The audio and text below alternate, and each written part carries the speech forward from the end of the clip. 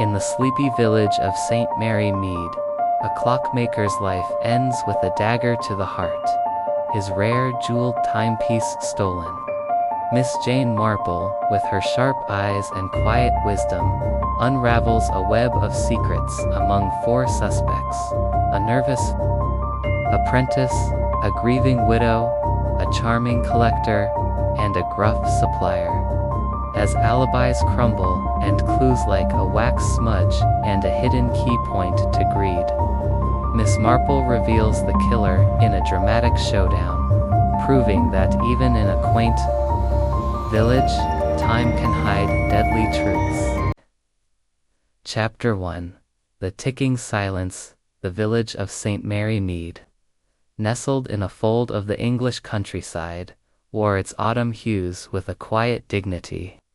The leaves of the elms along High Street glowed amber in the October light, and the air carried a crisp promise of frost. At the heart of the village stood Thorne's Clocks, a narrow shop with a bowed window, its sign swaying gently above the door. Within, Elias Thorne, a man as precise as the mechanisms he crafted, mended time itself. His clock's grandfather models with stately ticks, cuckoos that sang on the hour, and pocket watches of delicate intricacy were the pulse of the village. Their chimes marked the hours with a comforting regularity, a sound as familiar to the villagers as their own heartbeats. On this particular morning, however, an unsettling hush hung over High Street. Miss Jane Marple, seated by her lace-curtained window in her cottage across the way, paused her knitting. Her needles, poised over a half-finished scarf, stilled as she registered the absence of the 9 o'clock chime from Ilias's shop. Glanced at her own mantel clock, a modest piece from Ilias's early days, and confirmed the hour. "How curious," she murmured, her mild blue eyes narrowing. Elias was not a man to let his clocks fall silent. A fastidious soul, he polished his creations daily, winding them with a reverence that bordered on ritual. The silence was wrong, like a skipped breath. Miss Marple set her knitting aside and rose, smoothing her tweed skirt. She stepped into her garden, where the last of her roses clung bravely to their stems, and peered toward the shop. The door was shut, the window blinds drawn, and no light flickered within. A milkman rattled by, his bottles clinking, and tipped his cap. "Morning, Miss Marple. Odd about Mr. Thorne's place, isn't it? Not a tick nor talk today." She nodded, her expression serene but her mind already turning. "Good morning. Mr. Bates." "Yes, most unusual." She resolved to take her morning walk past the shop, her curiosity cloaked in the guise of routine. By 11 the village was abuzz. Constable Harris, a young man with earnest eyes and a slightly ill-fitting uniform, had cordoned off the shop with a rope that looked borrowed from a farmer's shed. A small crowd gathered Mrs. Price from the bakery, her apron dusted with flour, Mr. Tuttle, the grocer, clutching a ledger, and a gaggle of children, shooed away but lingering at the edges. Miss Marple, her black handbag tucked under her arm, approached with the unhurried gait of one who knows gossip will wait. She caught snatches of conversation. "Found him this morning, poor soul, knife right through him, shop in a right state." Her lips pursed slightly. Murder, then. St. Mary Mead, for all its sleepy charm, was no stranger to the darker currents of human nature. Harris, spotting her, touched his helmet. "Miss Marple, best not come too close. It's a grim business." She smiled faintly, her eyes crinkling with a warmth that belied their sharpness. "Of course, constable. But might you share a little? Mr. Thorne was a neighbor, after all." Harris hesitated, then relented, as most did, under her gentle persistence. Elias Thorne had been discovered at his workbench by Thomas, his apprentice, shortly after 10. A dagger, one of Elias's own tools for prying open clock casings, was embedded in his chest. The shop was in disarray, gears and springs scattered like confetti, but nothing seemed obviously stolen save for one item. Harris confided, a rare timepiece, a jeweled pocket watch Elias had recently acquired. "He showed it to half the village," Harris said, shaking his head. "Worth a king's ransom, they say." Miss Marple nodded, her mind cataloging the details. Elias, she recalled, was a man of 50, slight and stooped from years at his bench, with a sharp tongue that could wound as surely as any blade. He had no enemies, or so the village believed, but Miss Marple knew better. No man lived without crossing someone. Harris mentioned 4 names in his initial inquiries: Thomas Reed, the apprentice, who'd found the body; Clara Thorne, Illy's wife, who kept to their cottage; Mr. Arthur Grayson, a gentleman customer with a taste for antiques; and Mr. Harrow, the supplier from London, who delivered Ilias's materials. Each had been seen near the shop that morning, between 8 and 10, the window of the crime, as Miss Marple turned back toward her cottage. Her eyes lingered on the shop's darkened window. She thought of her old friend, Mrs. Clement, whose husband's death had revealed secrets hidden in plain sight. Villages, she knew, were like clocks beneath their steady surface, gears turned unseen but relentless. She settled back into her armchair, her needles resuming their rhythmic dance. Elias Thorne's death was a puzzle, and Miss Marple, with her quiet wisdom and unerring eye for the flaws in human machinery, intended to solve it. Chapter 2. The scene of the crime. The morning mist had barely lifted from St. Mary Mead when Miss Jane Marple, her black handbag clasped firmly, made her way to High Street. The village, though stirred by the shocking news of Elias Thorne's murder, carried on with its usual rhythms: the clatter of milk bottles, the sweep of a broom outside the bakery, the distant bark of a dog. Yet the clockmaker's shop, its sign still as a held breath, stood apart, a silent monument to the violence within. Miss Marple's steps were measured, her expression one of mild concern, but her eyes, sharp as the pins in her sewing basket, missed nothing. She had known Elias Thorne not intimately, for he was a reserved man, but enough to sense the currents of pride and secrecy that ran beneath his craftsman's calm. Constable Harris, stationed at the shop's door, looked harried. His uniform, still new enough to crease stiffly at the elbows, seemed to weigh on him as heavily as the task at hand.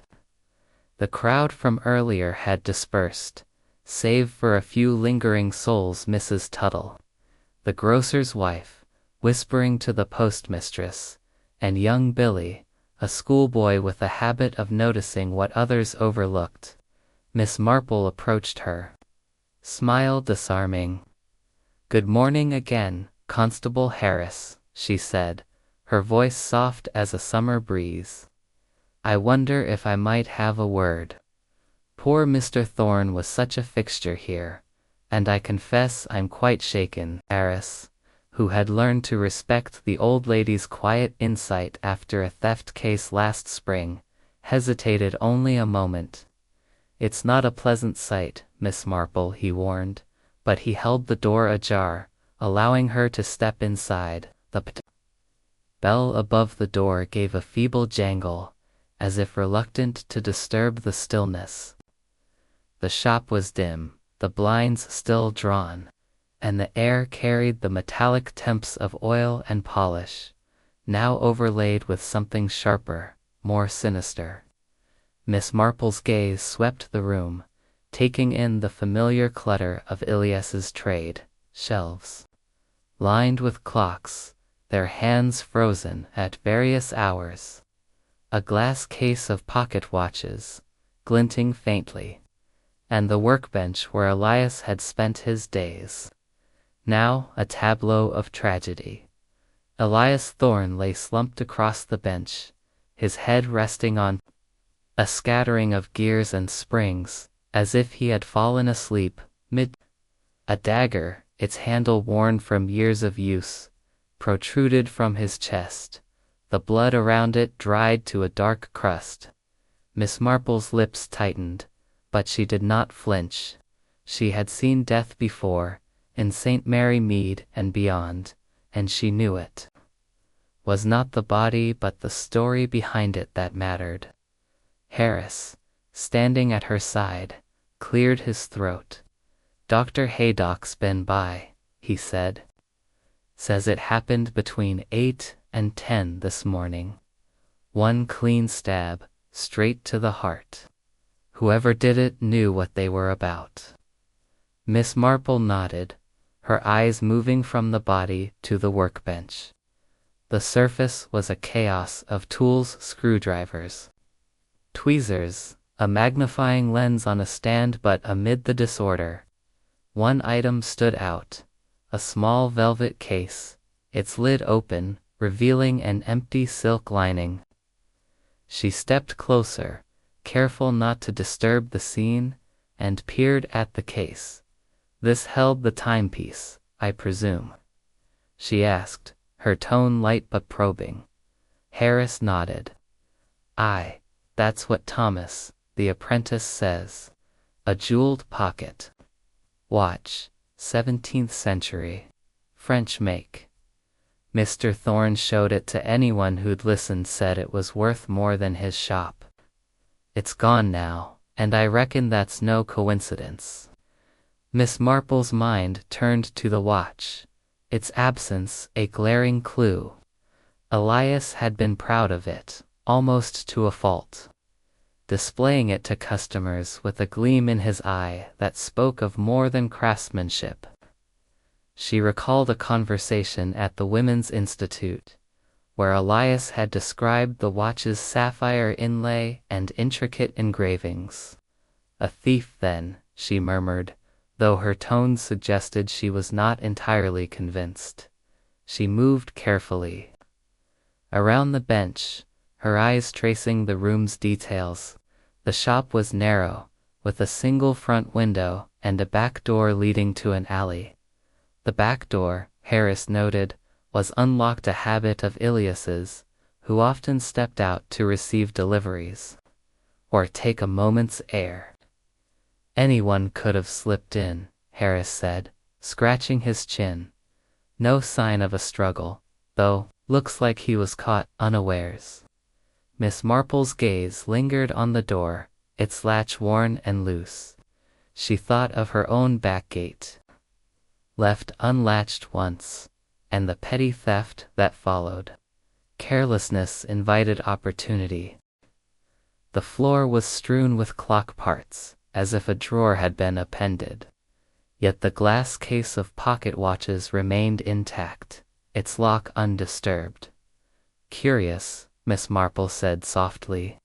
"A thief in a hurry, yet they took only one item." She bent slightly, her eyes catching a faint smudge on the workbench, near the velvet case.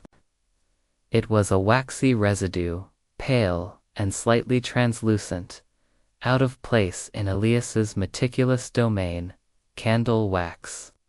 She wondered aloud, though she kept her tone neutral. Harris, following her gaze, frowned. "Could be, or polish maybe. Mr. Thorne used all sorts round here." Miss Marple made a mental note, her thoughts drifting to the suspects Harris had mentioned. Thomas, Clara, Grayson, and Harrow. Wax could come from many sources: a letter, a jar, a tool, but it was a thread to tug. She stepped back, allowing Harris to guide her toward the front of the shop. The clocks, though silent, seemed to watch her, their faces like solemn witnesses. She paused by a grandfather clock, its pendulum still, and ran a finger along its polished edge. Mr. Thorne was particular about his work, she said, almost to herself. A man like that notices everything. Did he notice his killer, I wonder? Harris looked puzzled, but Miss Marple's mind was already weaving a pattern. Elias had been a solitary figure, his life bound to his craft, but no man was an island. Resentments, debts, desires, these were the gears that turned beneath the surface of any village. Harris shared more as they stood by the door.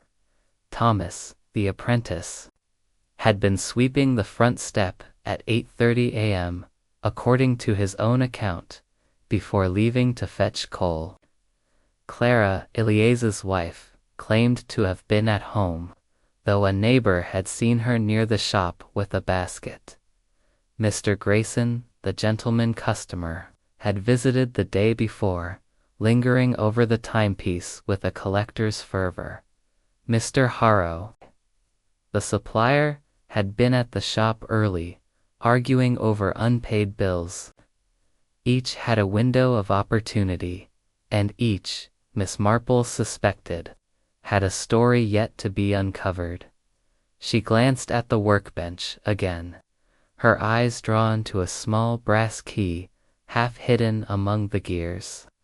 It was the sort used to lock display cases, but it lay too far from the velvet case to be its own. Did this belong to the watch's case? She asked.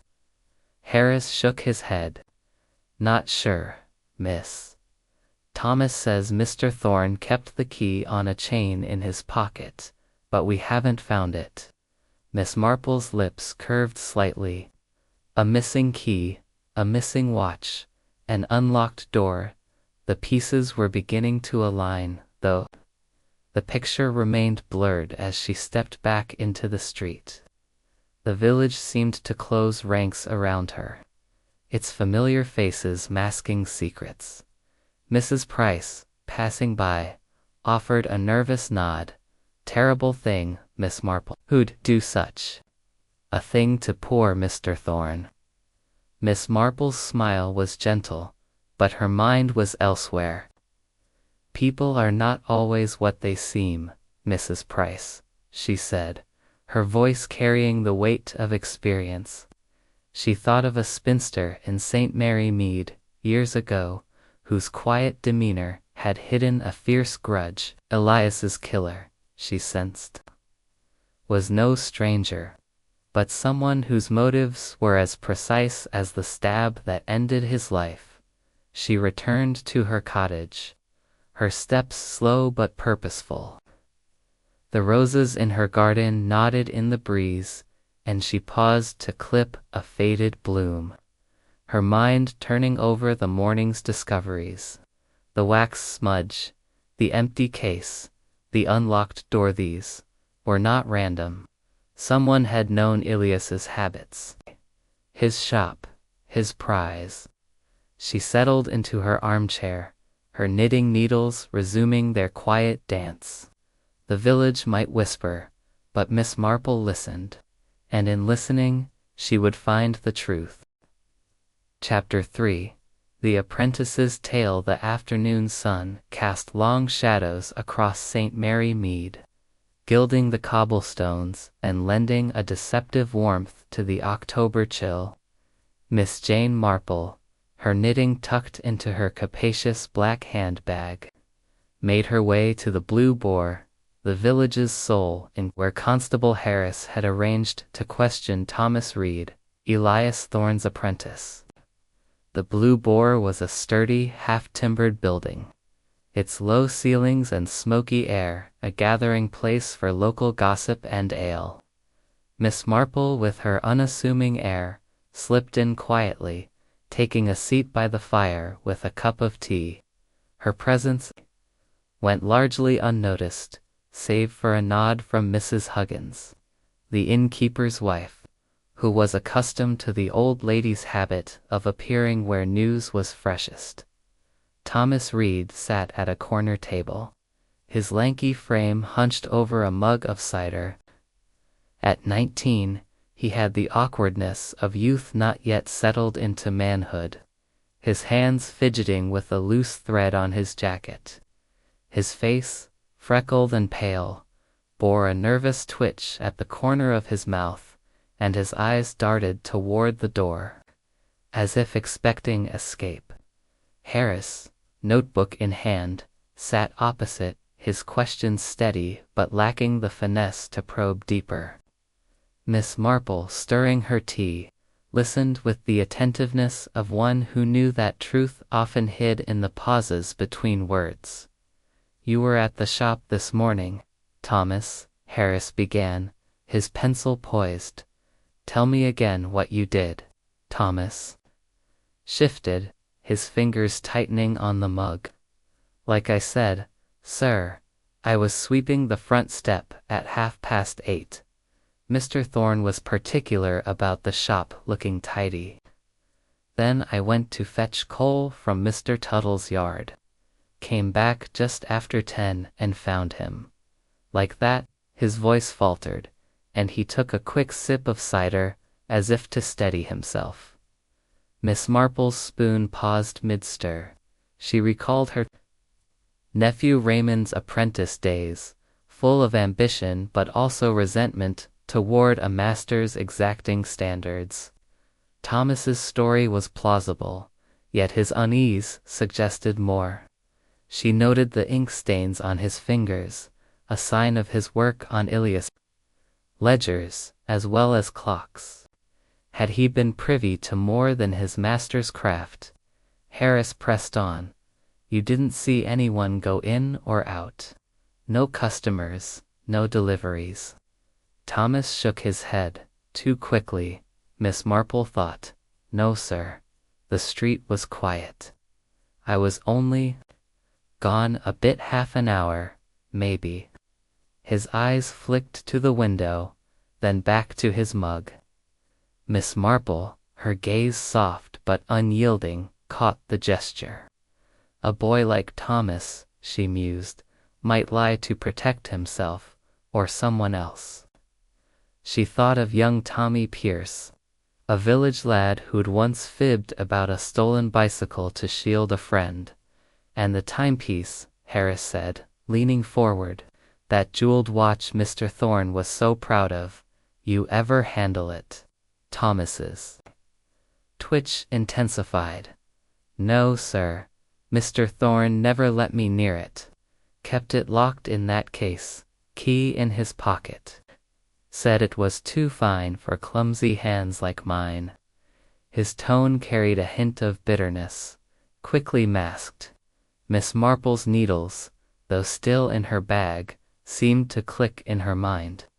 Envy, she knew, could fester in an apprentice's heart, especially one under a master as stern as Elias. Harris jotted a note, then glanced at Miss Marple, who gave an encouraging nod. "You found him, Thomas," Harris said. "Must have been a shock. Anything odd about the shop when you came back? Besides, well, you know." Thomas hesitated, his fingers drumming the table. "It was a mess, sir. Gears all over, like someone knocked things about. But Mr. Thorne was tidy, always. I thought maybe he'd been working late, but—" He trailed off, his eyes distant. Miss Marple leaned slightly forward, her tea cooling. The mess, she reflected, could be the killer's doing or a clumsy attempt to suggest a struggle. She recalled a burglary in St. Mary Mead, where scattered papers had been a ruse to mislead. Harris closed his notebook. "Right, Thomas, stay. In the village, we'll need to speak again." The boy nodded, his relief palpable as he stood and shuffled toward the bar. Miss Marple watched him go, noting the slump of his shoulders. "A nervous lad," she murmured to herself, but as it guilt or fear.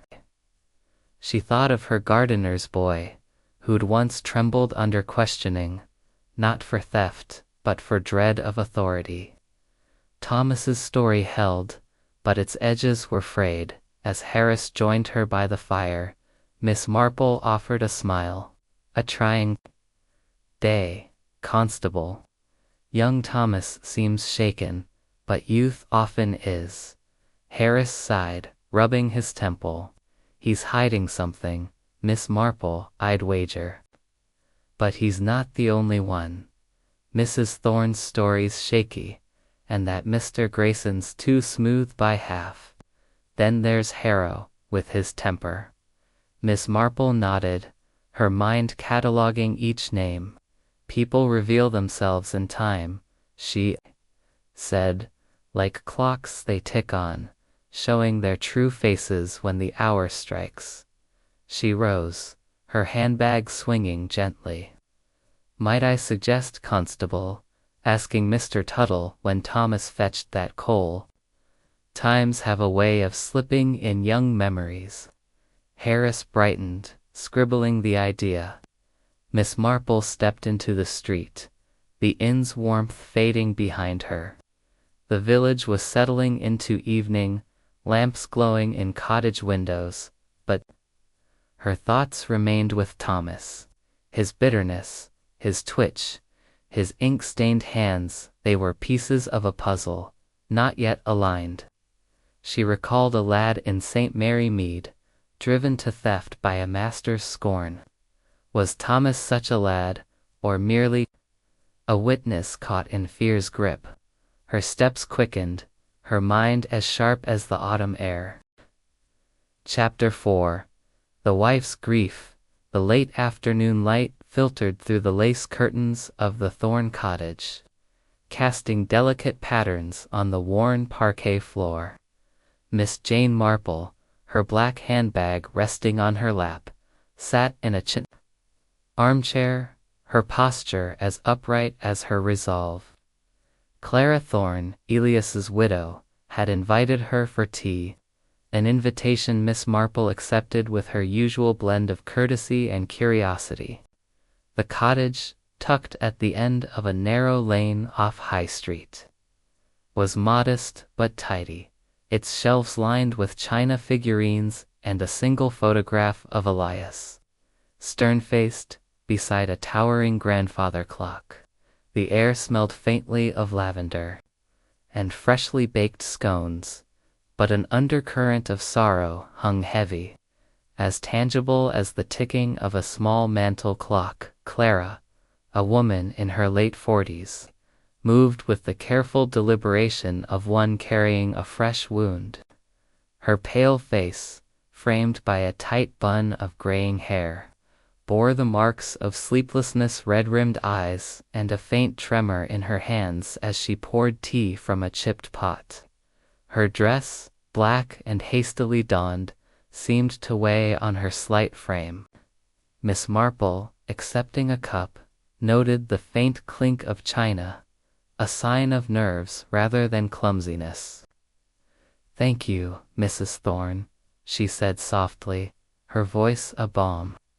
"It's kind of you to see me at such a time." Clara managed a wan smile, settling opposite. "It's no trouble, Miss Marple. Elias always spoke well of you, said you noticed things others didn't." Her voice cracked, and she dabbed at her eyes with a handkerchief. Miss Marple inclined her head, her expression one of gentle sympathy, though her mind was already sifting through Clara's words. Praise from Elias, she knew, was rare, and such a comment suggested he had been more observant of her than she'd realized.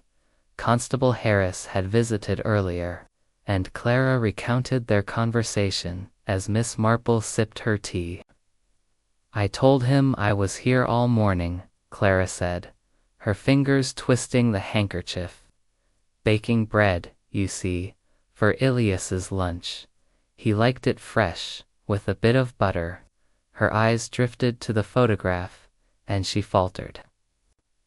Didn't go near the shop till after. After they found him. Miss Marple nodded, but her thoughts turned to a snippet of village talk. Overheard at the post office, Mrs. Lavender, a neighbor, had seen Clara near the shop at 9, carrying a wicker basket. Perhaps you stepped out briefly, Miss Marple suggested, her tone as mild as the tea. Clara's hand stilled, and a flush crept up her neck. Oh well, I might have gone to the shop to drop off his lunch early, she admitted. I left the basket by the back door, didn't go in. Elias didn't like to be disturbed at work. Her explanation was quick, almost rehearsed, and Miss Marple's eyes narrowed imperceptibly. She recalled a widow in St. Mary Mead, whose nervous excuses had masked a deeper truth. Clara's basket, left unattended, could have been a clue. The conversation turned to Elias's life. Clara spoke of their 20 years together, a marriage of quiet routine rather than passion. Elias had been consumed by his clocks, often working late, leaving Clara to her gardening and the Women's Institute. He was proud of that timepiece, she said, her voice softening. Showed it to everyone, like a child with a new toy. Miss Marple noted the wistfulness, but also a trace of weariness. She learned from Harris, via a discreet note, that Elias's will left everything Shot Cottage, savings to Clara, a substantial sum for a clockmaker, especially with the timepiece's value. Money, Miss Marple mused, can stir the heart as much as love. She glanced around the room, her eyes catching on a small table where a jar of homemade jams sat, its lid sealed with wax. The wax was a pale yellow, similar to the smudge she'd seen in the shop. You make your own preserves, Mrs. Thorne? She asked, her tone conversational. Clara nodded, brightening slightly. Oh, yes, strawberry this time. I was sealing jars this morning. Miss Marple filed this away, her mind turning to the wax smudge on Ilias's workbench. It was a slender thread, but threads, she knew, could unravel larger patterns. As Clara poured more tea, Miss Marple probed gently. Elias must have trusted you with the shop's details. Did he ever mention troubles? With Thomas, perhaps, or a customer? Clara hesitated, her cup pausing midair. He didn't talk much about work, she said. Thomas was a bit careless, Elias thought, but he was learning. And that Mr. Grayson, the gentleman, asked too many questions about the timepiece. Elias found him pushy. Her voice held a note of unease, and Miss Marple's interest sharpened. She thought of a neighbor, whose husband's secrecy had driven her to suspicion. Was Clara's reticence grief, or something else? The mantel clock chimed 4, its sound a stark reminder of Elias's trade. Clara flinched, and Miss Marple rose, sensing the visit had reached its natural end. You've been most kind, Mrs. Thorne, she said, adjusting her hat. I'll keep you in my thoughts. Clara saw her to the door, her handkerchief crumpled in her hand. As Miss Marple stepped into the lane, the evening air cool against her face, she pondered Clara's story. The basket, the wax, the wilthies were pieces of a puzzle, each with its own weight. She recalled a case in St. Mary Mead, where a wife's quiet devotion had hidden a calculated act. Clara's grief seemed genuine, but Miss Marple knew that.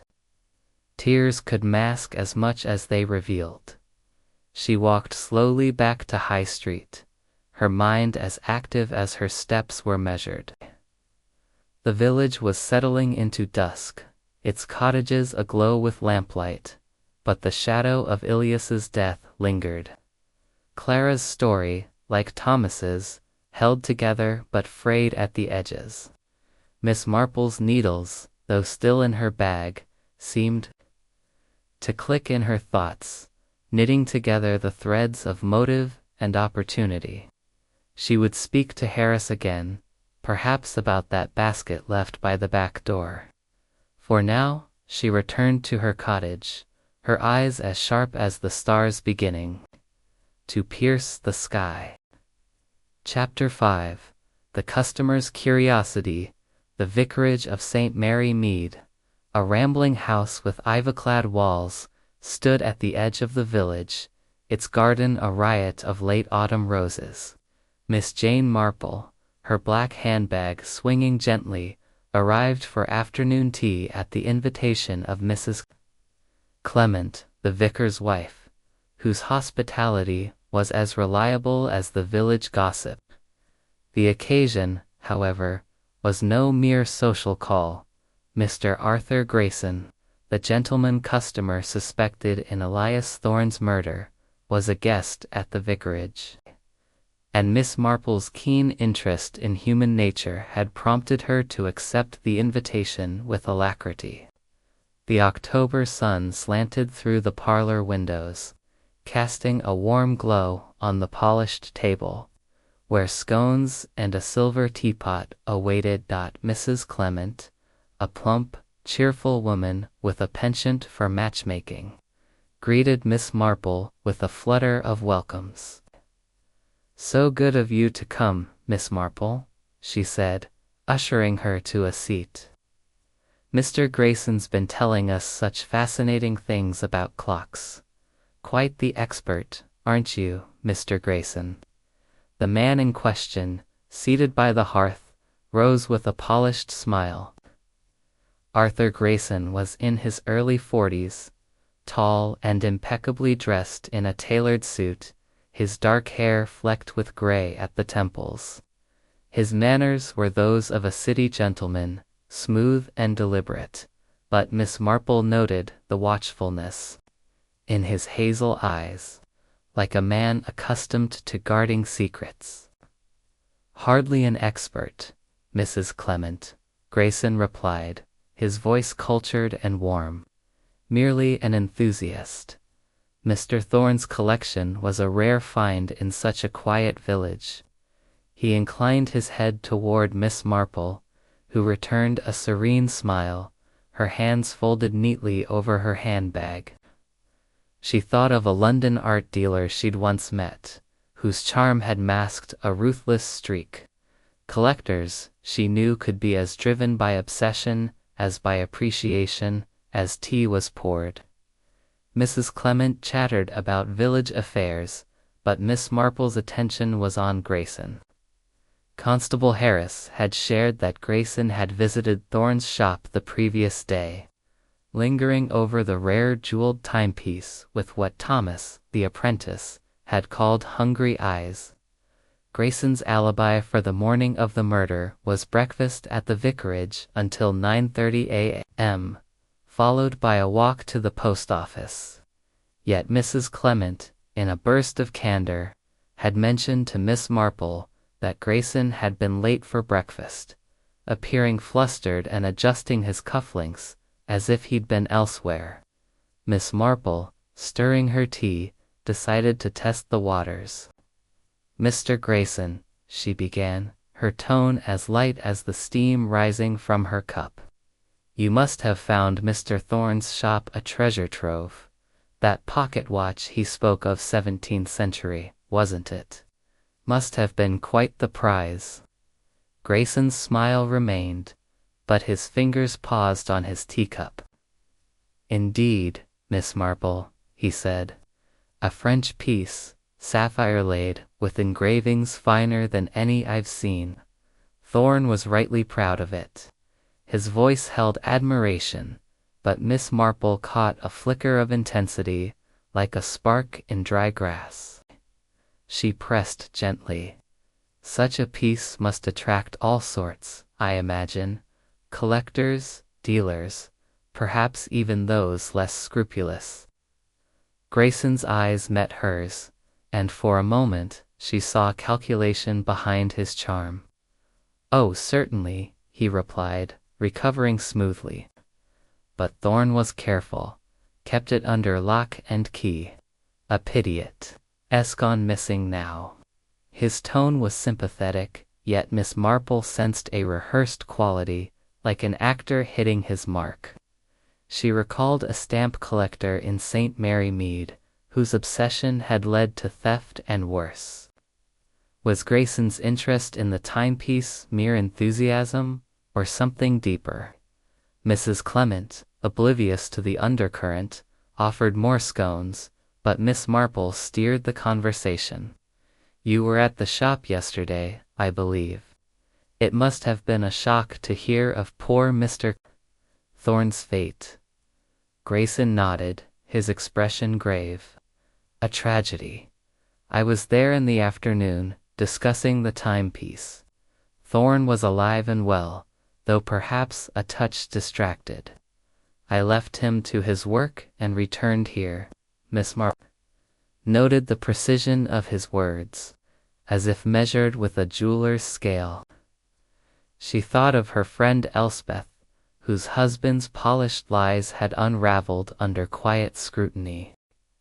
The conversation turned to Grayson's travels. He spoke of London, Paris, and antique markets with an ease that charmed Mrs. Clement, but Miss Marple's mind was elsewhere. Harris had mentioned a detail. Grayson had been seen leaving the vicarage early that morning, around 8:45 a.m., by a gardener who'd been trimming the hedge. His post office visit, supposedly at 9:30, was unconfirmed, as the postmistress had been busy with a delivery. The gap in his alibi, though small, was a crack in his polished facade. Miss Marple's eyes drifted to Grayson's hands, resting on the table. They were well groomed, but she noticed a faint scratch on his wrist, barely visible beneath his cuff. A struggle, perhaps, or a careless moment in a clockmaker's shop. As tea concluded, Mrs. Clement invited Grayson to show Miss Marple his sketchbook, where he'd drawn some of Thorn's clocks. "Just a hobby," he said, producing a leather-bound book. The sketches were meticulous, with detailed notes on mechanisms and designs. One page, however, caught Miss Marple's eye, a drawing of the jeweled timepiece, annotated with its dimensions and the word unique underlined twice. "You have a fine eye, Mr. Grayson," she said, her voice warm but probing, almost as if you meant to keep it in memory. He laughed, a touch too heartily. "A collector's habit, Miss Marple, nothing more."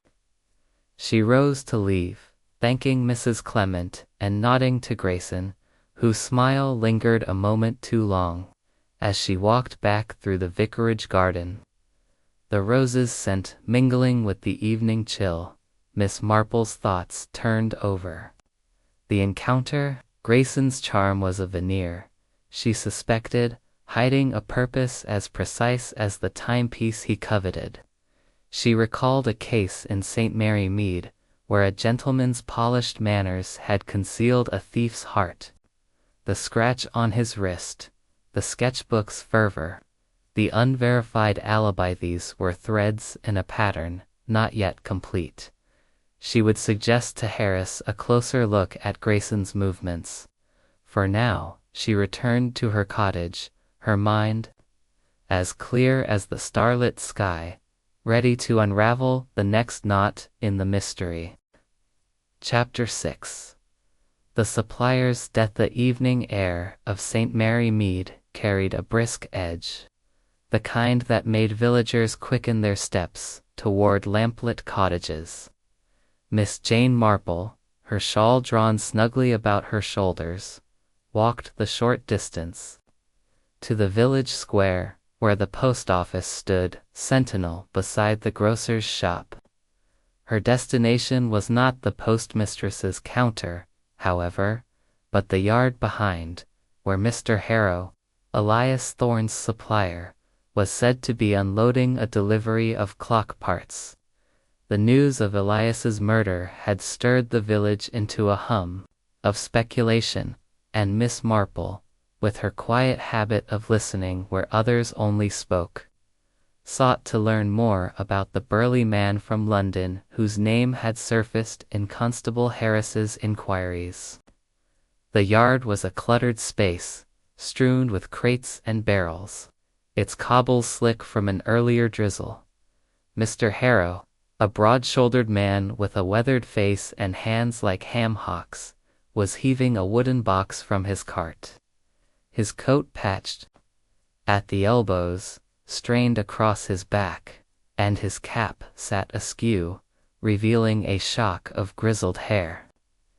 Miss Marple approached with her usual unhurried grace, her black handbag, a familiar accessory that lent her an air of harmlessness. "Good evening, Mr. Harrow," she called, her voice carrying the gentle lilt of a neighborly greeting. "I hope I'm not interrupting your work." Harrow straightened, wiping his brow with the sleeve, and regarded her with a mix of surprise and wariness. "Evening, ma'am," he grunted, his voice rough as the gravel underfoot. "Miss Marple, ain't it? What brings you here?" His eyes, small and sharp beneath heavy brows, flicked toward the post office, as if gauging the distance to an escape. Miss Marple smiled, her expression as disarming as a summer breeze. "Oh, just a stroll," she said, "and a wish to offer my condolences about poor Mr. Thorne. You supplied his shop, I believe." Harrow nodded, setting the crate down with a thud. "Aye, for years. Clocks, gears, springs, whatever he needed from London.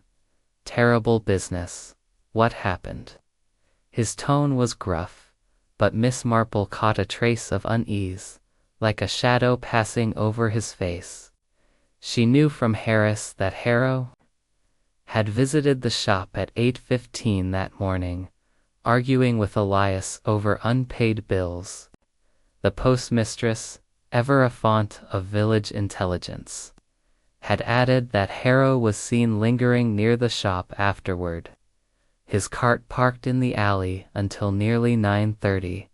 Miss Marple's mind turned to a farmer in St. Mary Mead, whose temper over a debt had once led to a broken fence and a broken trust. Debts, she knew, could drive men to desperate acts. She stepped closer, her eyes scanning the cart, where a coil of rope and a tin of axle grease caught her attention. "You must have known Elias well," she said, her tone conversational. "He was so particular about his materials. Did he ever mention troubles at the shop? With his apprentice, perhaps, or that rare timepiece?" Harrow's hands paused on the crate, and he gave a short laugh, more bark than mirth.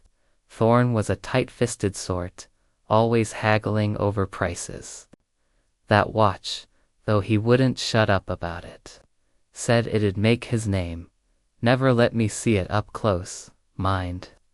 His words carried a grudging respect, but Miss Marple noted the edge beneath them, like a blade hidden in cloth. Harris had mentioned the argument. Elias owed Harrow a substantial sum, enough to strain a small supplier's patience. Harrow had admitted to the quarrel, but insisted Elias was alive when he left the shop. Miss Marple, settling onto a nearby bench as if to rest her legs, probed gently. "It must be trying, delivering so far from London, especially if payments were delayed. I imagine you saw Elias early yesterday, before the tragedy." Harrow's jaw tightened, and he busied himself with a crate, avoiding her gaze. I was there at 8:15. Asked for what he owed me. He promised to pay next week, but I'd heard that before. Left him to his tinkering and came here to unload. Miss Marple's eyes flickered to the tin of axle grease, its lid rimmed with a pale waxy residue. She recalled the smudge on Elias's workbench, a clue that seemed to whisper of connections yet unmade.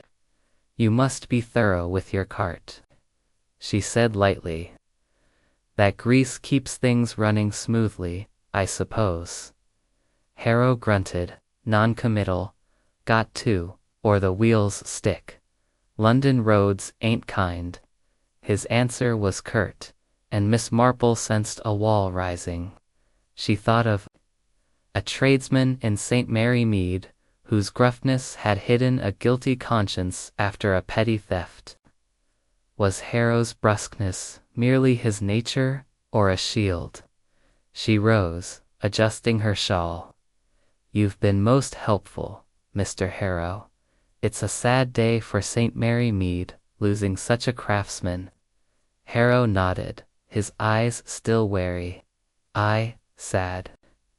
Indeed, if you'll excuse me, ma'am, I've work to finish. Miss Marple smiled and turned toward the lane, her steps slow, but her mind racing. Harrow's temper, his debt, his presence near the shop, these were pieces of a puzzle, each with its own weight.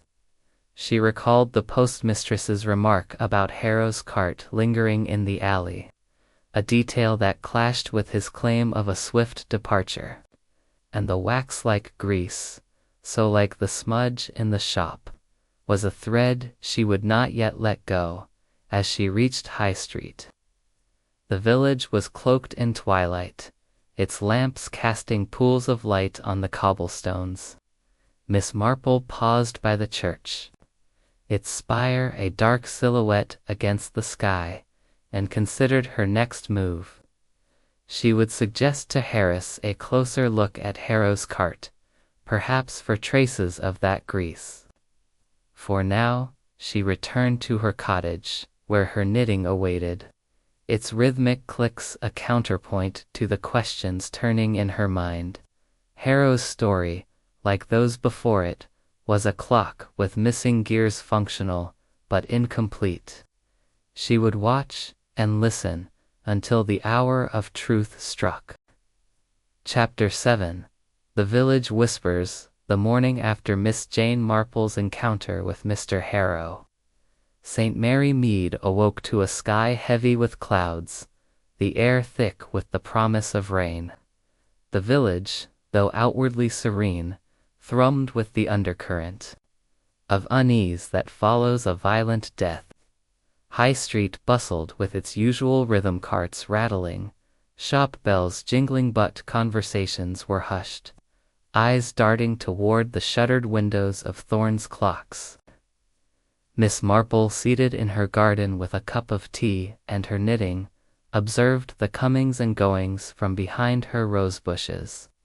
Her cottage, perched at the edge of the village, offered a vantage point as strategic as any watchtower, and she knew that gossip, like a spring unwinding, often revealed truths overlooked by official inquiries. The Women's Institute had met the previous evening, and Miss Marple, though not in attendance, had received a full report from Mrs. Price, the baker's wife, who could no more resist sharing news than her ovens could resist baking bread. The village was alight with theories about Elias Thorne's murder. Mrs. Price, flower-dusted and earnest, had whispered that Thomas the apprentice was the culprit, driven by greed to steal the jeweled timepiece and sell it in London. He's got those shifty eyes, she'd said, and always skulking about. Mr. Tuttle, the grocer, had a different tale, hinting darkly that Clara Thorne had a lover, a shadowy figure seen near her cottage at odd hours, suggesting she'd killed Elias for freedom and fortune. The postmistress, Miss Weatherby, cast suspicion on Mr. Grayson, calling him a city type, too smooth for his own good, with a collector's obsession that might have turned deadly. The butcher, meanwhile, pointed to Mr. Harrow, whose temper was legendary, claiming a debt unpaid was motive enough for murder. Miss Marple, her needles clicking softly, sifted through these whispers as one might sort skeins of wool. Gossip, she knew, was a distorted mirror, reflecting fears and fancies as much as facts. Yet within its exaggerations lay kernels of truth, like seeds waiting to sprout. She recalled a case in St. Mary Mead, where village chatter about a maid's flirtations had led her to uncover a theft. The trick was to listen, not to the noise, but to the silences between the details left unsaid. As she sipped her tea, young Billy, the schoolboy who delivered her newspaper, pedaled up on his bicycle, his freckled face alight with the importance of his errand. "Morning, Miss Marple," he called, tossing the paper onto her gate. "Heard anything new about Mr. Thorne?" Miss Marple smiled, beckoning him closer. "Not as much as you, I dare say, Billy," she said, her tone teasing but warm. "What have the village boys been saying?" Billy, eager to share, leaned on his handlebars. "They're all talking. Miss Buddha saw something odd myself. Day it happened. A man in a dark coat, near the shop's back door, round 9. Didn't look like Mr. Thorne or Thomas. Moved quick, like he didn't want to be seen." Miss Marple's needles paused, her eyes sharpening. "A dark coat, you say? Did you see his face?" Billy shook his head, kicking at a pebble. "Too far, Miss. But he was tall, not like Mr. Harrow, who's all shoulders, more proper, like." Miss Marple nodded, her mind turning to Grayson, whose tailored suits matched Billy's vague description. She thought of a boy in St. Mary Mead, years ago, whose casual observation of a stranger's boots had cracked a burglary case. "You've a sharp eye, Billy," she said, slipping him a shilling.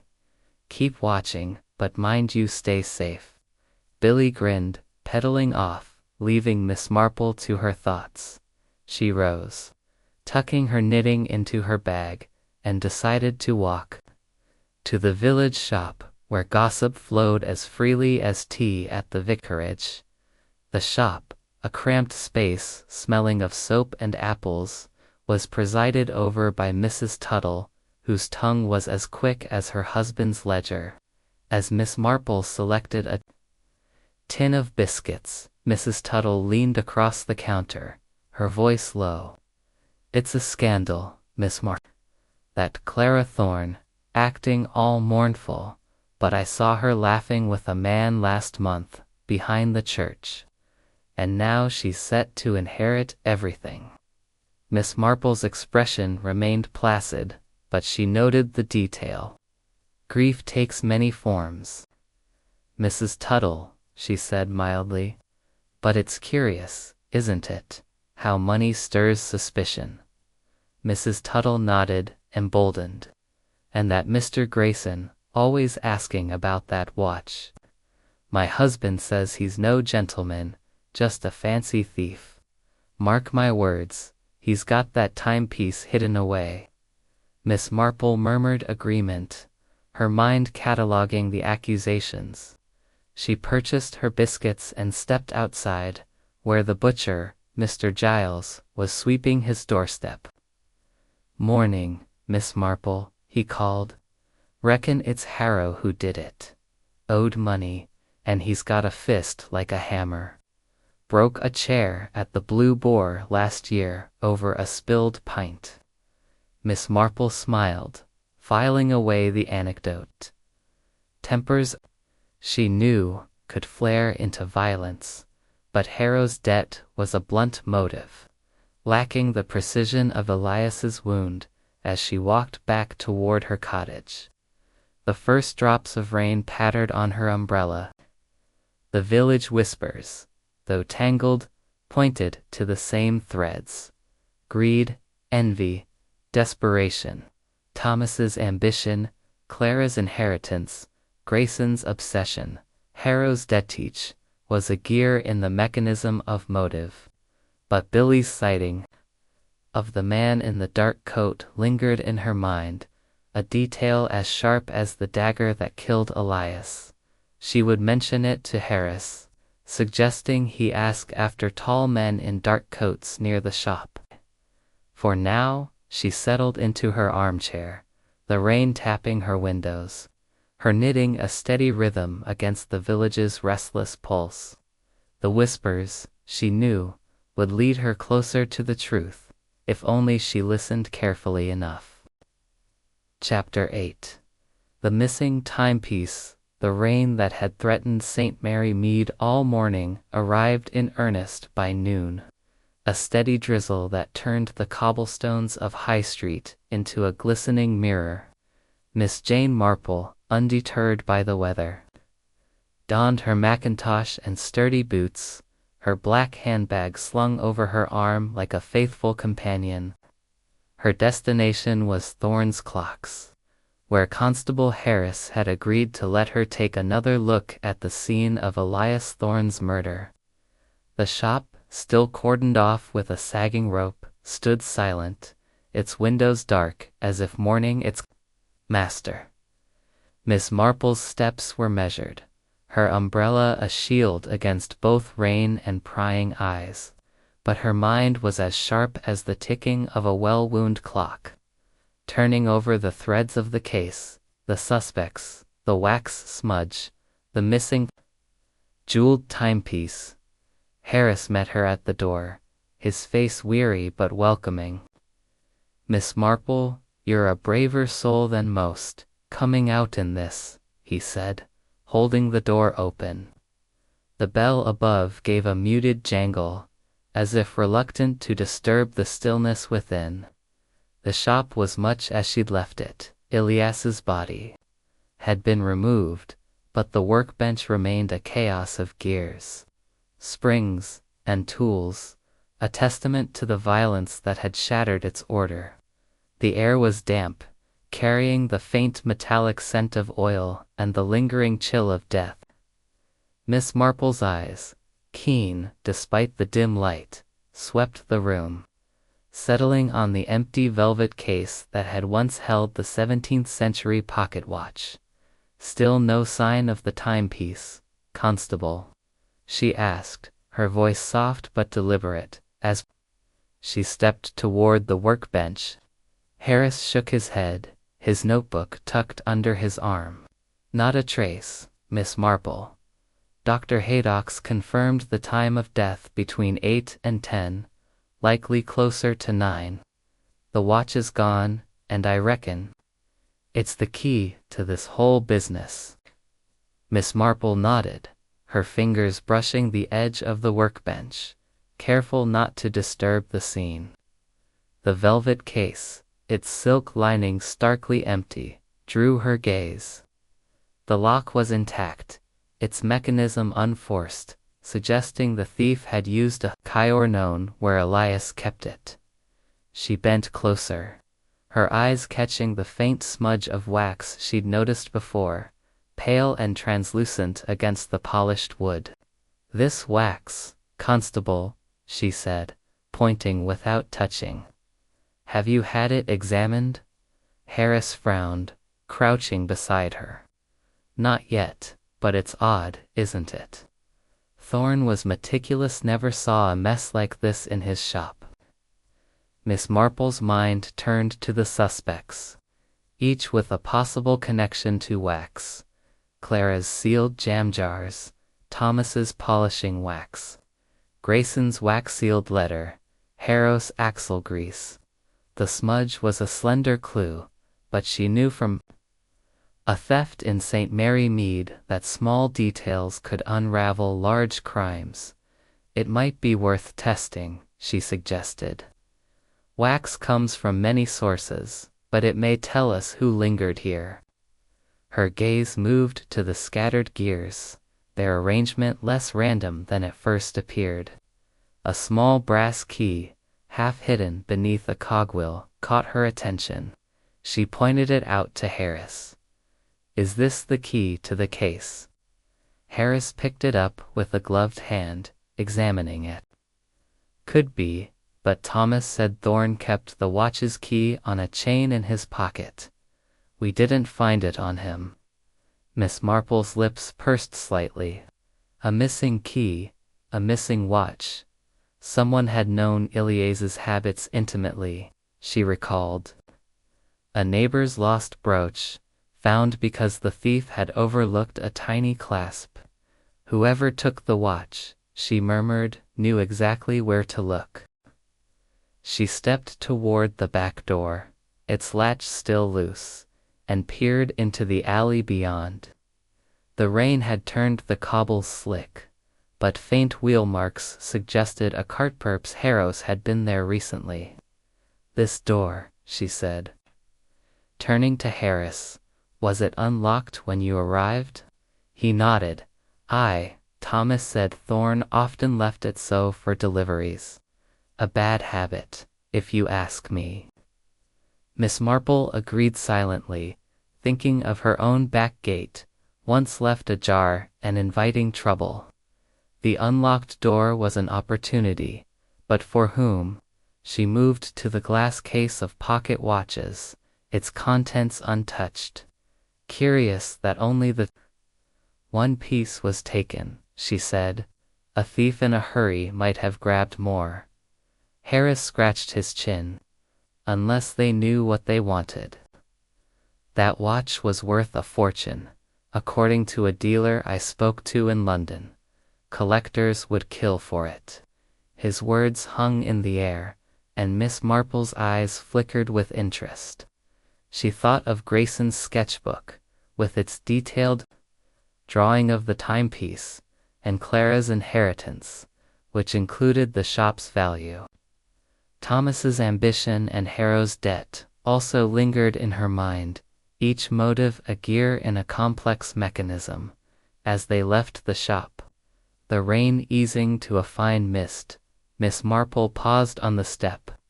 "Constable, might you ask the London dealer about the watch's buyers? Someone may have shown particular interest."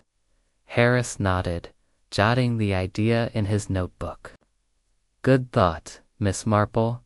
I'll send a telegram today." She smiled, her umbrella tilting against the drizzle. The shop's silence followed her as she walked back to her cottage. The village hushed under the gray sky. The wax smudge, the brass key, the untouched watches, these were clues that pointed not just to theft, but to a mind that planned with precision. She recalled a case in St. Mary Mead, where a stolen ring had been traced through a single overlooked detail. The timepiece, she sensed, was the heart of this crime, and its absence would lead her to the killer. For now, she returned to her knitting. The steady click of her needles a rhythm to match her turning thoughts. Chapter 9. The alibis unraveled. The drizzle of the previous day had given way to a crisp, clear morning in St. Mary Mead, the kind that sharpened the senses and brightened the village's thatched roofs under a pale October sun. Miss Jane Marple, her black handbag tucked under her arm, sat in the small parlor of the police station, a converted cottage with creaking floors and a single overworked constable. Constable Harris, his desk piled with notes and telegrams, looked up as she entered. His young face etched with the strain of a case that refused to resolve neatly. "Miss Marple," he said, rising with a weary smile, "you've a knack for timing. I was just going over the suspects' statements again. They're all holding, but none feel quite right." Miss Marple settled into a wooden chair, her posture as composed as ever, though her eyes gleamed with the quiet intensity of one who saw patterns where others saw only threads. "Alibis, constable," she said, her voice soft but precise, "are like clocks. They seem to tell the time, but a single misaligned gear can throw everything off." Harris nodded, spreading his notes before her. He had rechecked the suspects' accounts, prompted by Miss Marple's gentle nudging, and the cracks in their stories were beginning to show, like flaws in a poorly crafted timepiece. She began with Thomas Reed, the apprentice. His claim of fetching coal from Mr. Tuttle's yard at 8:30 a.m. had been confirmed by the grocer, who recalled seeing the lad hauling a sack just after the church clock struck the half-hour. But Mr. Tuttle, in a detail Harris hadn't initially noted, mentioned Thomas returning to High Street by 9:15, his face flushed and his coat askew, as if he'd been running. "He didn't stop to chat," Tuttle had said, "which ain't like him." Miss Marple's fingers twitched, as if reaching for her knitting. She thought of a young man in St. Mary Mead, whose hurried movements had betrayed a guilty errand. Thomas was back earlier than he admitted, she murmured. "What kept him near the shop?" Next was Clara Thorne Elias's widow. Her story of baking at home all morning had seemed solid, but Mrs. Lavender, the neighbor, was adamant. Clara had left her cottage at 8:50, carrying a wicker basket, and placed it by the shop's back door before returning home. She was quick about it, Mrs. Lavender told Harris, but she looked nervous, glancing about like she expected to be seen. Clara's explanation that she was delivering Elias's lunch felt thin to Miss Marple. The basket, left unattended, could have been a pretext, or a means to slip inside unnoticed. She recalled a woman in St. Mary Mead, whose errands had masked a rendezvous with trouble. "Clara's basket," she said to Harris.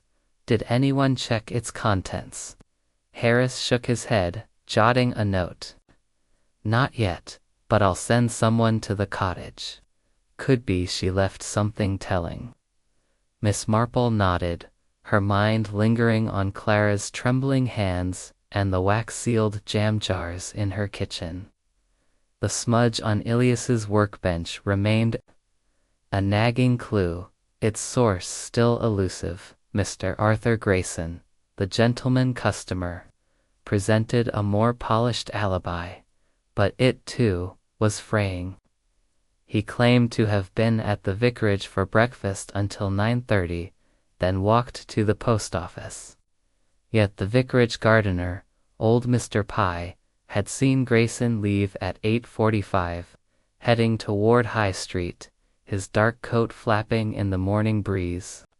The postmistress, Miss Weatherby, couldn't confirm Grayson's visit.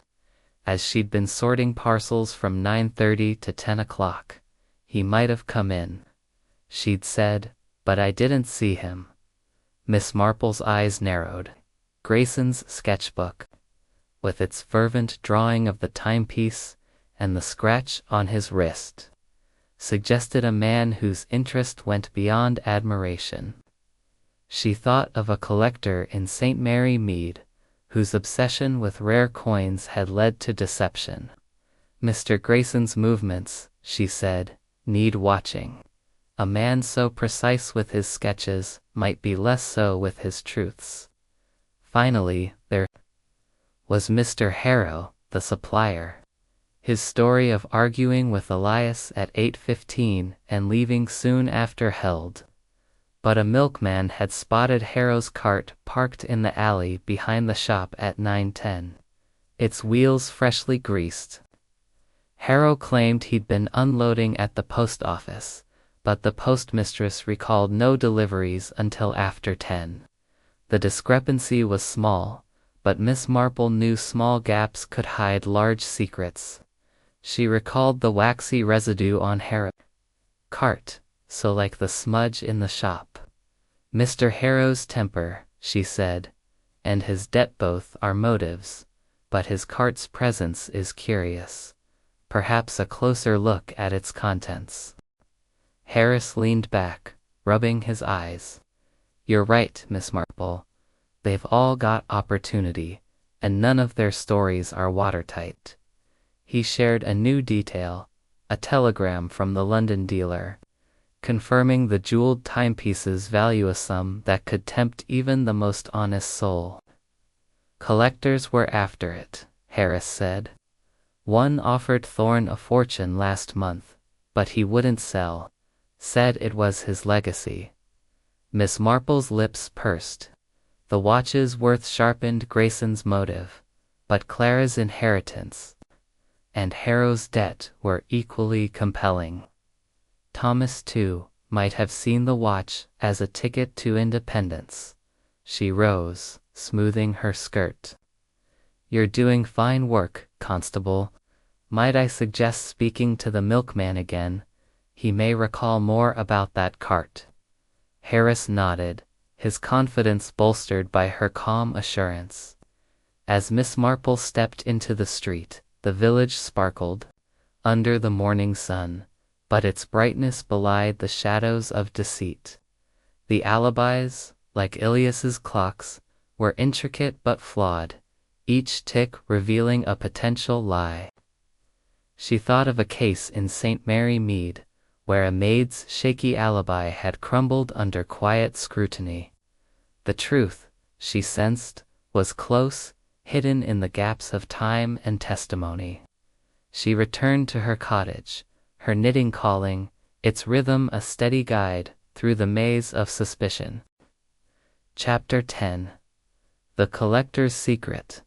The afternoon sun bathed St. Mary Mead in a golden glow, softening the edges of the village's thatched cottages and casting long shadows across the neatly trimmed hedges.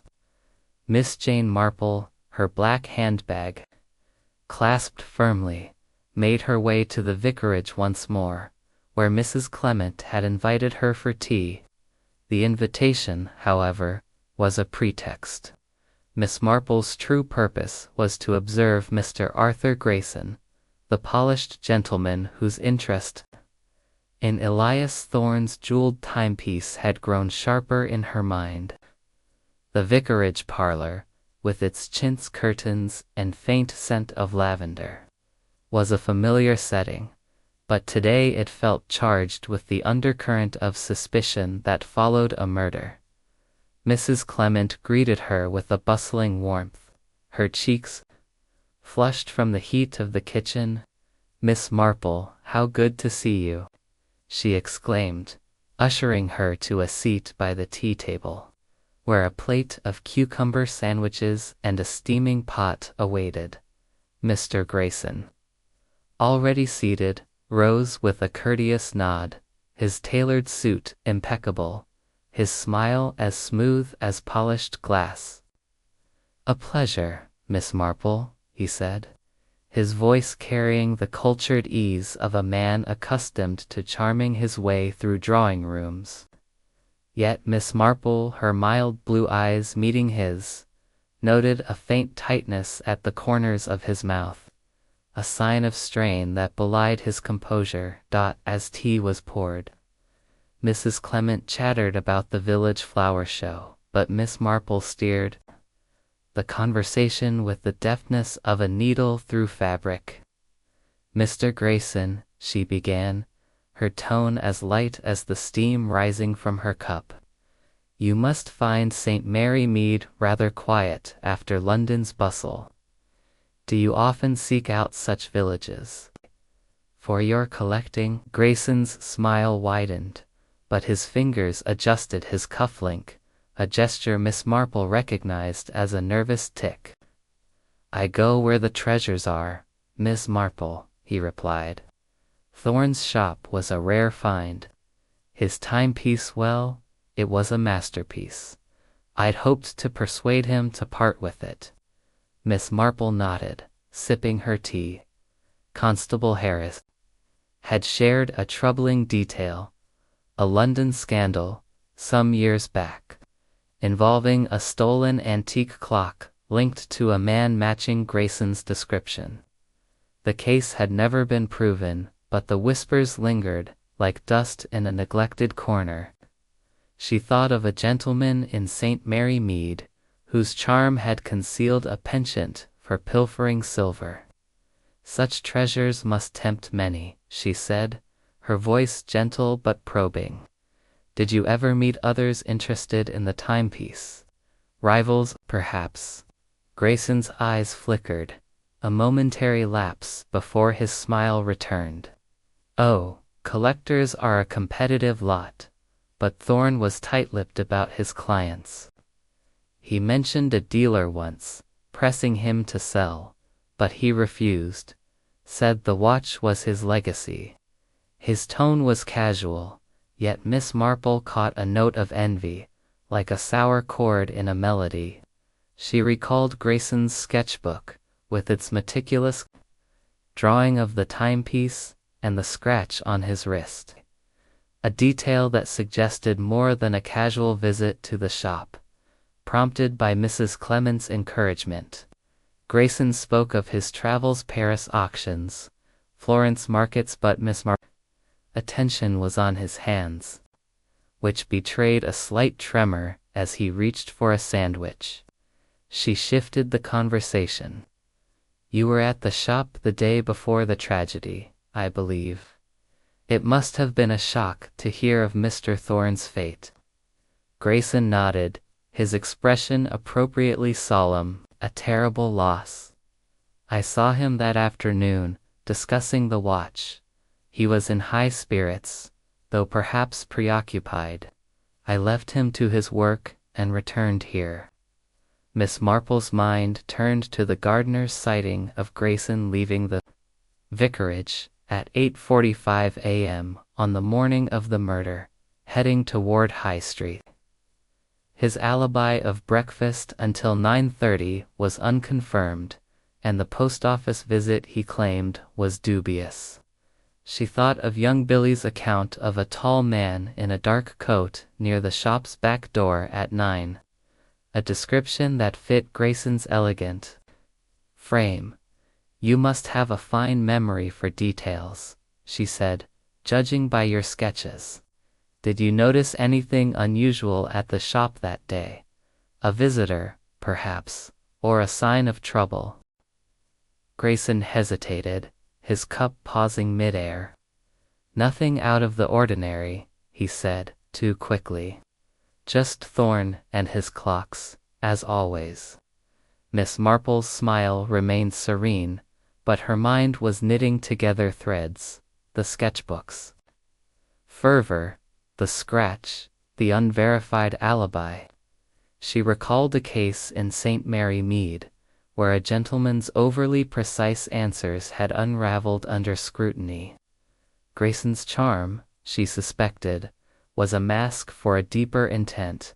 As tea drew to a close, Miss Marple rose, thanking Mrs. Clement warmly. Mr. Grayson, she added, your sketches are quite remarkable. I do hope you'll share them at the village fair.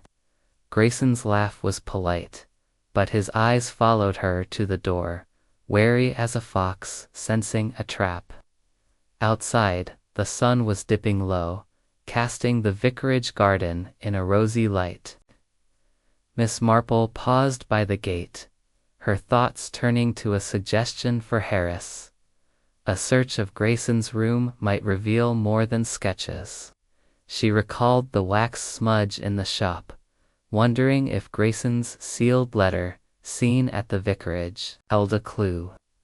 For now, she walked back to her cottage, the village settling into dusk, her mind as clear as the evening sky, poised to unravel the collector's secret. Chapter 11. The final pieces. The evening of the village gathering draped St. Mary Mead in a soft twilight, the kind that blurred the edges of truth and rumor. The village hall, a sturdy building with ivy creeping up its walls, glowed with lamplight. as neighbors gathered for what was ostensibly a meeting of the gardening club. In truth, the murder of Elias Thorne had drawn them like moths to a flame, their whispers a hum beneath the clink of teacups and the rustle of agendas. Miss Jane Marple, her black handbag resting on a chair beside her, sat near the back, her knitting in her lap, her eyes as sharp as the needles she wielded. She had come to observe, not the roses or dahlias, but the four suspects: Thomas Reed, Clara Thorne, Mr. Arthur Grayson, and Mr. Harrow, whose presence in the hall offered a chance to see them unmasked by the crowd's scrutiny. The hall was a kaleidoscope of village life. Mrs. Price, the baker's wife, circulated with a tray of scones, her ears pricked for gossip. Mr. Tuttle, the grocer, stood by the door, muttering about Clara's inheritance, and young Billy, sneaking in with a group of boys, darted glances at the suspects. Miss Marple's needles clicked softly, a rhythm that steadied her thoughts as she watched the players in this grim drama. Thomas slouched in a corner, his lanky frame tense, his ink-stained fingers fidgeting with the program. Clara, dressed in widow's black, sat near the front, her face pale and her hands clasped tightly, as if holding herself together. Grayson, ever the gentleman, conversed with Mrs. Clement, his charm a polished veneer, though Miss Marple noted a tightness in his smile. Harrow, meanwhile, stood by the refreshment table, his burly figure looming, his gruff replies to neighbors betraying a simmering unease.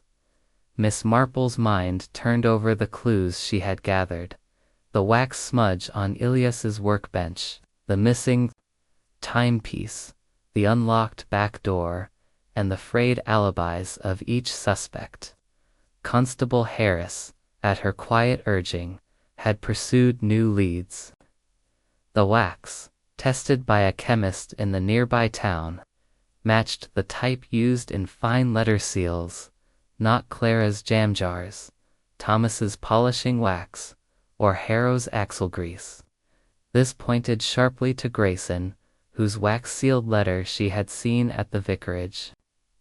Harris had also searched Grayson's room, finding a jeweler's loop and a map of St. Mary Mead with Thorne's shop circled, a detail that suggested intent beyond casual interest.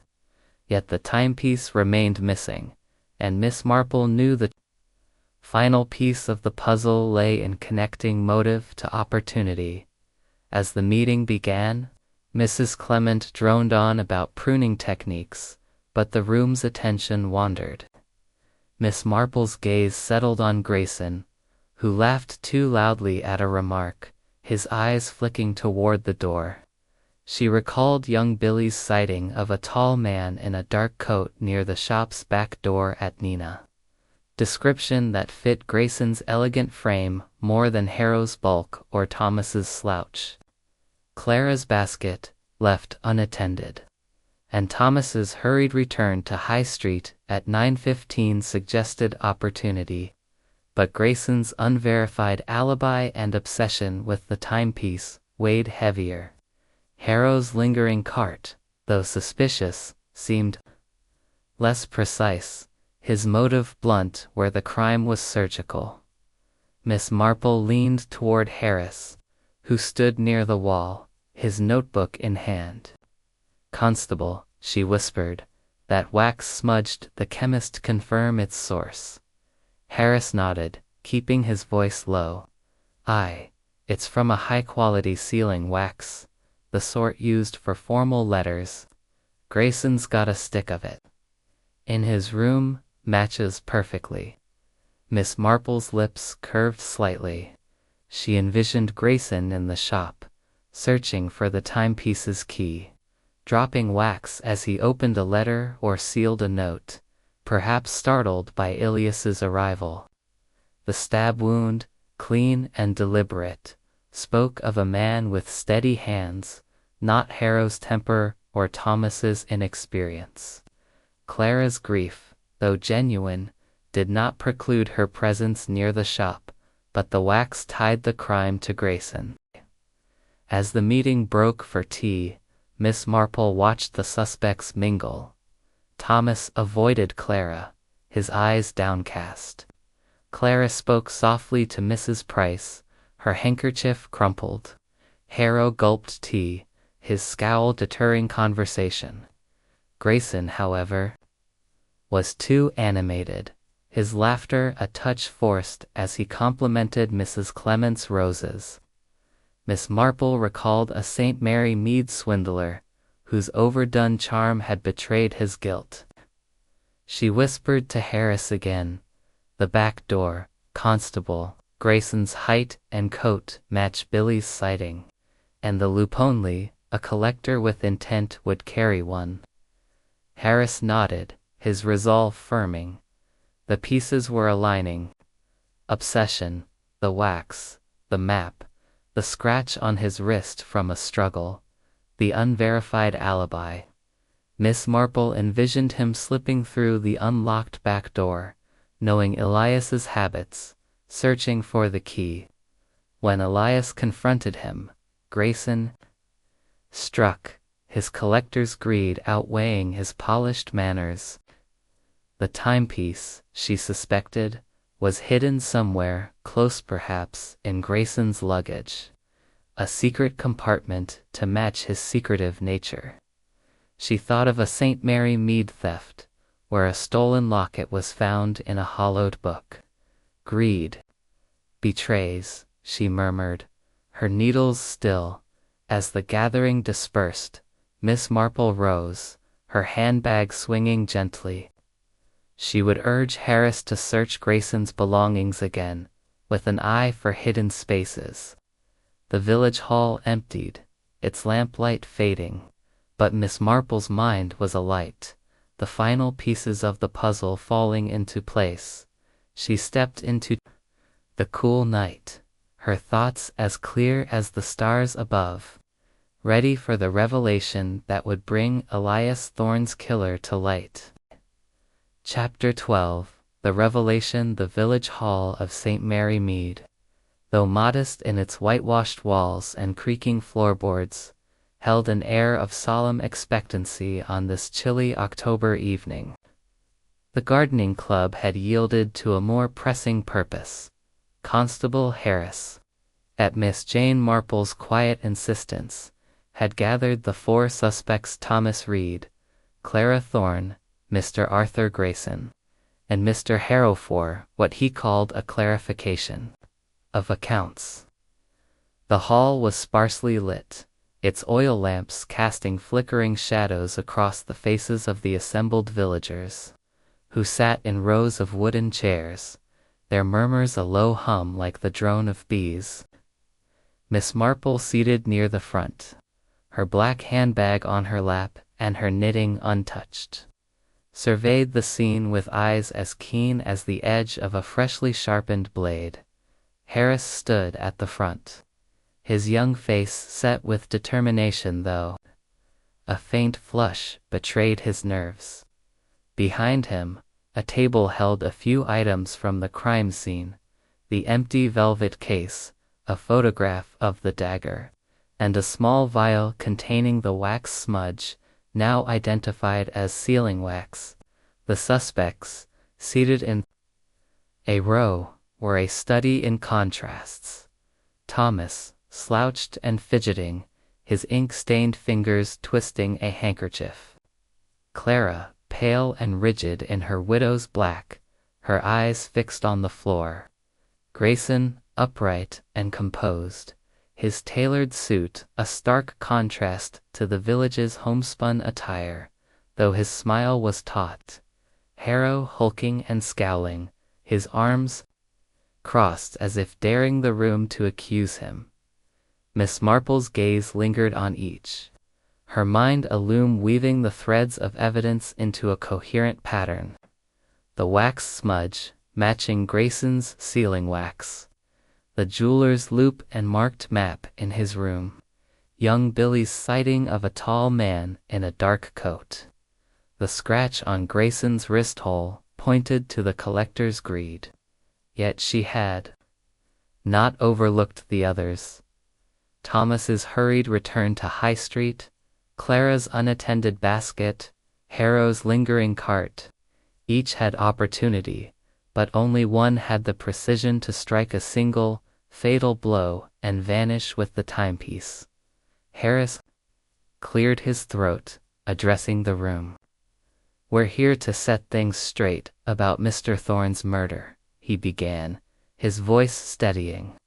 "Someone in this village took his life and his prized timepiece. We've got evidence, and it's time for the truth." The crowd leaned forward, eyes darting to the suspects. Miss Marple, her expression serene, nodded encouragingly, her presence a quiet anchor for Harris's resolve. She rose at his gesture, her voice soft but carrying the weight of certainty. "If I may, Constable," she said, stepping forward, her shawl slipping slightly. "Murder, like a clock, is a matter of precise parts working together. Mr. Thorne's death was no accident. It was planned by someone who knew his habits and coveted his treasure." Her eyes swept the suspects, lingering on Grayson, whose fingers tightened on his chair. She began with Thomas.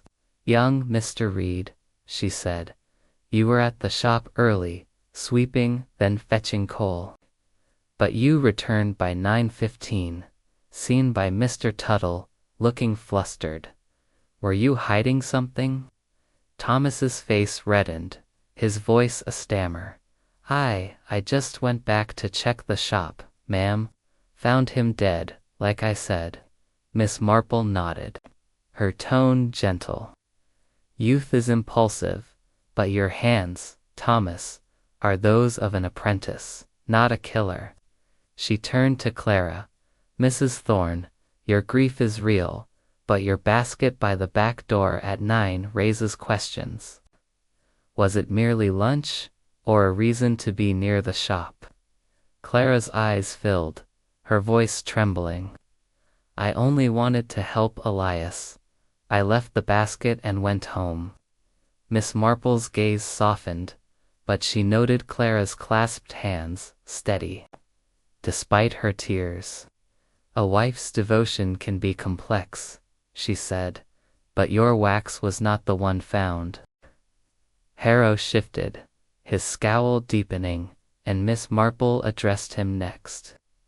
"Mr. Harrow, your debt gave you cause to argue, and your cart lingered in the alley.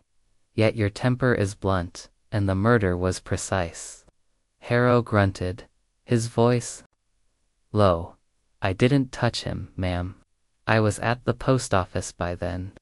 Miss Marple inclined her head, her mind dismissing the axle grease as the smudge's source.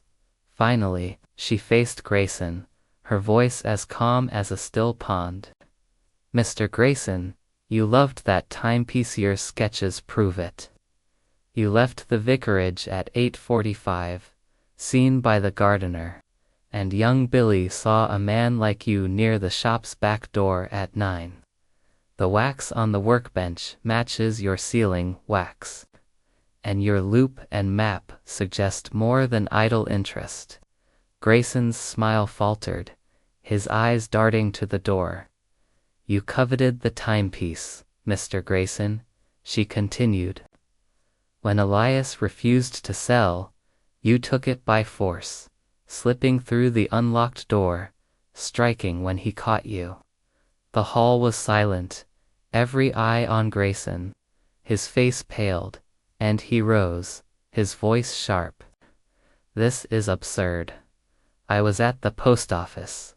But Harris stepped forward, holding up a telegram.